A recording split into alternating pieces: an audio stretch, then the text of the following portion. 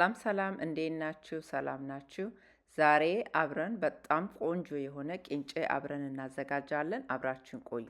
ቂንጬ እንግዲህ ከገብስ ሊሆን ይችላል። በዋናነት ብዙ ጊዜ ገብስ ነው የምንጠቀመው። ገብስ ሊሆን ይችላል፣ ስንዴ ሊሆን ይችላል፣ ወይም ደግሞ አጃይ ሊሆን ይችላል። ይሄ እዚህ ጋር የምታዩት እኔ የተጠቀምኩት የአጃ ነው። ስለዚህ እናንተም ያላችሁን ወይም የምትጠቀሙትን የቂንጬ አይነት መሆን ይችላል። ቂንጬ እንግዲህ ብዙ ጊዜ ስናየው ወይም አልፎ አልፎ ስናየው ከእይታው የተነሳ ብዙ ሰዎች መብላትም አይፈልጉም፣ ማየትም አይፈልጉም። ያም ምንድን ነው? ሲበስል ብዙ ጊዜ መመጠን ስለማንችል ውሃውንና ቂንጬውን ወይ በጣም ቡክት ይላል። በተለይ አብዛኛው ጊዜ በቃ ቡክት ይላል። ከዛ ደግሞ ቂቤ ስናረግበት በጣም ቂቤ እናረግበታለን። ቂንጬ ደግሞ የተከካ እህል ስለሆነ ወይም ዱቄት ያልሆነ ነገር ስለሆነ ብዙ አይጠጣም ቅባቱንና ብዙ ቡክት ብሎ በዛ ደግሞ ቅባቱ በዝቶ በዛ የተነሳ ብዙ ሰዎች ቂንጬን አይወዱትም። ዛሬ ግን የምንሰራው በጣም ቀላል የሆነ ፍርፍር ያለ ቆንጆ ቂንጬ ነው። ይህ ቂንጬ የተሰራው በተለይ በጾም ወቅት ያለ ቂቤ ቂንጬን እንዴት እንብላ የሚለው ነው። በተነጠረ ዘይት ነው የሰራ ነው። ወይም ደግሞ ከጤና አንጻር ቂቤ መብላት ካልቻላችሁ ቂንጬን እንደዚህ አድርገን አሳምረን መመገብ እንችላለን ማለት ነው። ብዙ ጊዜ በፊት አሁንም እንደዛ ይመስለኛል። ቂንጬ ማታ እንቀቅልና ለጠዋት ነው የምንጠቀመው። ቀዝቅዞ አድሮ ጠዋት ስናመውቀው ቆንጆ ይሆናል።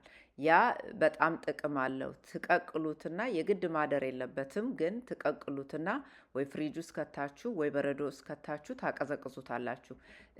የምትበሉትን ነገር ማባያውን ለመጨመር ወይ ዘይት ወይ ቅቤ ጋር አብሮ ለመቀላቀል ቂንጬው ተቀቅሎ ትንሽ ቢቀዘቅዝ በጣም አሪፍ ይሆናል። ያ ምንድነው? እንቀቅለውና ከዛ ስናቀዘቅዘው የመብሰል ሂደቱ ስለሚቆም መልሰን ስናሞቀው አሪፍ ይሆናል።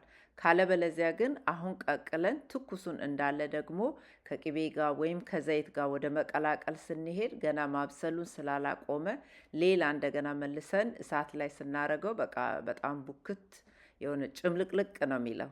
ቂንጬ ስትቀቅሉ በተቻለ መጠን በሩዝ መቀቀያ ብትቀቅሉት ይመረጣል። በመጀመሪያ ደረጃ ቂንጬውን ከለቀማችሁ በኋላ ብዙ ጊዜ ንጹህ ነው እዚህ የምንገዛው፣ ግን ያም ሆኖ አልፎ አልፎ እንክርዳድ አለበት፣ አንዳንዱ አልፎ አልፎም ድንጋይ አለበት። ስለዚህ ቂንጬውን ትለቅሙትና ከዛ በኋላ በደንብ አርጋችሁ ንጹህ ውሃ እስከሚወጣው ማጠብ አለባችሁ። ስታጥቡት አንድ ንጹህ ይሆናል። ሌላው ደግሞ ቂንጬው ሲከካ ወደ ዱቄትነት የተቀየረው አጃ ከመሀል ስለምታስወጡት ቂንጫችሁ የሆነ ቆንጆ ፍርፍር ያለ ይሆናል። ያንን ካላደረጋችሁ ግን ሳታጥቡ እንዲሁ ከጨመራችሁ ያ ዱቄቱም አብሮ ስለሚገባ ያወፍረውና ትንሽ የሆነ ቡክት ወደ ማለት ይሄዳል። ስለዚህ ለቅማችሁ አጥባችሁ ትቀቅሉታላችሁ። ስትቀቅሉት ልክ ሩዝ እንደምትቀቅሉት በሩዝ መቀቀያ ትቀቅሉታላችሁ። ከዛ በኋላ ደግሞ ታቀዘቅዙታላችሁ። ይሄውና እዚህ ጋር ይሄንን እዩት። በቃ ፍርፍር ያለ በጣም ቆንጆ ቡክት ያለ አይደለም፣ ጭምልቅልቅ ያለም አይደለም። በጣም ቆንጆ ነው። በቃ በደንብ እርስ በርስ አልተያያዘም፣ የተላቀቀ ነው። በቅቤ ከሆነ የምታሞቁትና የምትበሉት ምንም ማድረግ የለባችሁም። በቅቤ ካልሆነ ግን እዚህ ጋር እኔ ያደረግኩት ትንሽ የተነጠረ ዘይት አድርጌ ከዛ በኋላ ሽንኩርት በደቃቁ ከተፌ ጨመርኩበት። ሽንኩርት ከዛ ደግሞ ነጭ ሽንኩርቱንና ሽንኩርቱን በዘይቱ ገልበጥ አድርጋችሁ የቀቀላችሁትን ቂንጬ ጨምራችሁ አብራችሁ ስታሞቁት በጣም አሪፍ ነው የሚሆነው። እንደዛ አርጋችሁ ሞክሩት።